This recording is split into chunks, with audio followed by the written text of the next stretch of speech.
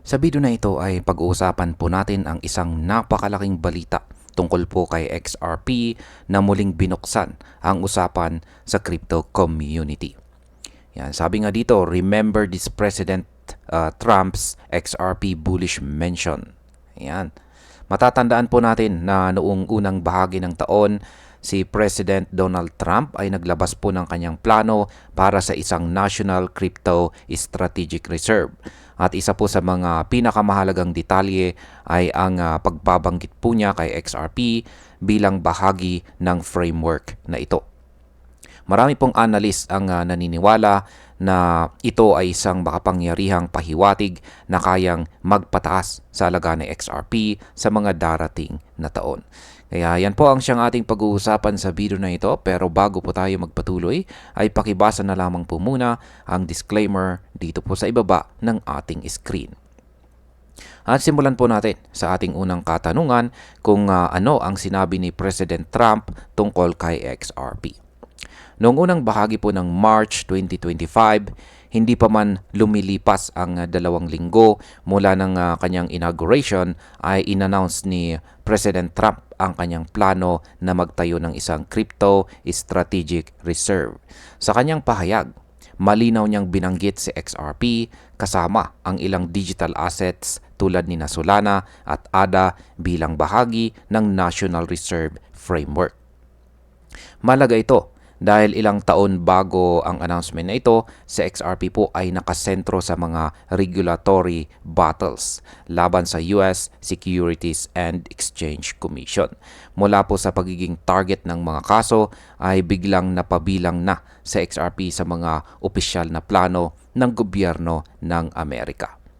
Ang possible market impact po nito ay ang malinaw na pagbabanggit ni Pangulong Trump kay XRP ay nagsisilbing policy signal na maari pong magtulak sa mga financial institutions na isama si XRP sa kanilang custody, settlement at liquidity planning. Sa madaling salita, mas tumataas po ang kumpiyansa ng malalaking kumpanya na si XRP ay may pangmatagalang gamit. Ngayon ay bakit mahalaga ang inclusion ni XRP sa crypto reserve? Ayon po kay Ginoong John Squire, isa po siyang kilalang crypto influencer. Ayan po yung kanyang aktual na post dito. Hindi dapat maliitin ang pagkakasama ni XRP sa National Reserve Plan. Anya si XRP po ang unang pangalan na binanggit ni Pangulong Trump sa kanyang announcement. At ito ay indikasyon ng mas mataas na antas ng pagkilala sa asset na ito. At kung titignan po natin, ilang taon na rin na nakikipaglaban sa XRP sa issue ng pagiging classified bilang security. Ngunit ngayon, kasama na po siya sa mga opisyal na listahan ng gobyerno. Ang ganito pong uri ng recognition ay maaring magbukas ng pinto para sa mas malaking adoption sa global market. Ngayon, ang possible market impact po nito ay kapag patuloy na nakikita si XRP bilang bahagi ng opisyal na estratehiya ng gobyerno ng Amerika, tataas po ang demand mula sa mga institutional investors. Ang mas mataas na demand ay may posibilidad na magpataas po ng presyo ng XRP sa mga darating na buwan at saka taon. Yan. Ano naman ang pahayag ni John Squire tungkol sa mga traders na nagbebenta ng XRP? Ayan, basahin po natin yung kanyang aktual na Twitter post dito, or X na po pala, X post. Yan, sabi niya rito, remember this. Trump mentioned a crypto reserve and XRP was the very first name he said. Go ahead, sell if you must. Just don't ask why you're still broke in 2030. Kaya yan, ang tindi po na kanyang sinabi. Ito po kasi yung inilabas na pahayag ni Trump. Ayan, Donald J. Trump. Ayan, US crypto reserve will elevate this critical industry after years of corrupt attacks by the Biden administration, which is why my executive order on digital assets directed the presidential working group to move forward on a crypto strategic reserve that includes XRP, Solana, and ADA. I will make sure the US is the crypto capital of the world. We are making America great again. Yan po yung tinutukoy dito na ni John Square, ni Ginong John Square na dapat nating alalahanin. Yeah. Ayan. Ngayon ay yan po yung kanyang ibinahagi. Isang matapang na opinyon sa mga nagbabalak na i-exit ang kanilang XRP positions. Anya, yan nga po ulit, just don't ask why you're still broke in 2030. Kaya ang tindi. Ang ibig pong sabihin yan ay kung ngayon ka magbebenta at aalis ka kay XRP, maaari mong pagsisihan ito pagdating ng taong 2030 kung saan inaasahang tataas ng malaki ang halaga ng coin na ito. Dito makikita natin ang malaking tiwala ni Square sa future growth ng XRP. Pinapakita rin nito ang pananaw ng ilang analyst na mas mainam bumili at mag-hold ng tokens ngayon kaysa hintayin pang magmahal bago pumasok.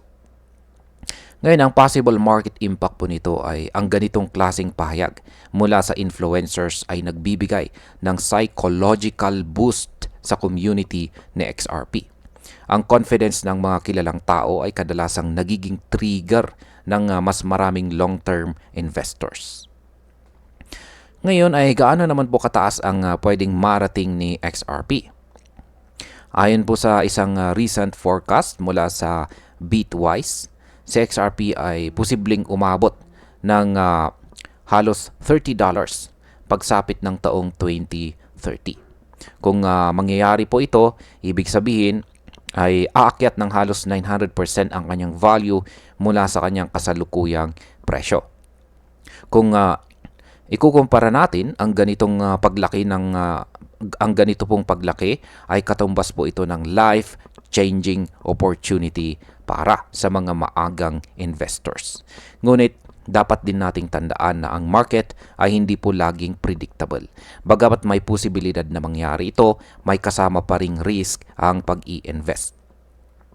Ngayon, pagdating naman po sa possible market impact nito ay kapag patuloy na umaangat ang mga predictions tungkol sa future price ng XRP, mas dadami po ang retail investors na papasok. Ito ay magpapalakas ng trading volume at saka liquidity na posibleng magtulak ng upward momentum sa presyo. Yan, bilang panghuling katanungan ay ano naman po ang ibig sabihin nito para sa global adoption ni XRP? Ang pagkakasama po ni XRP sa isang crypto strategic reserve ng gobyerno ng Amerika ay hindi lamang simpleng balita. Isa itong malaking hakbang para ma-legitimize si XRP bilang isang global digital asset. Maaari itong magbukas ng mas maraming partnerships sa pagitan ng mga bangko, payment processors at iba pang financial institutions. Kapag tumaas po ang paggamit kay XRP bilang settlement tool sa mga institutional transactions, mas lalaki ang kanyang demand at posibleng mas maging stable ang kanyang presyo kumpara sa iba pang altcoins. Kaya pagdating po sa market impact, mas mataas na adoption, yan, ang mas mataas na adoption ay laging katumbas po ng mas mataas na presyo. Kaya kung mas maraming bansa at saka institution ang magsimulang gumamit kay XRP, mas lalakas po ang kanyang position bilang isa sa pinakamahalagang crypto asset. At bilang panghuli, para po sa akin ang pagkakasama ni XRP sa plano ni President Trump ay isang malinaw na indikasyon na ang panahon ng kawalan ng tiwala kay XRP ay tapos na. Mula po sa regulatory battles, ay umabot na po siya sa punto na kasama na siya sa mga plano ng gobyerno ng Amerika.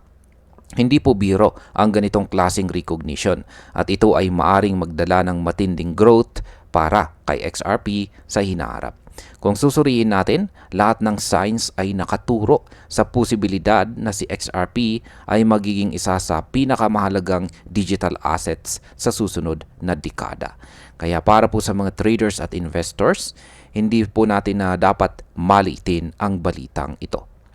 At ayan, hanggang dito na lamang po tayo sa video na ito mga ka-crypto. Marami pong salamat sa panonood. Ingat po tayo lagi at God bless po sa ating lahat.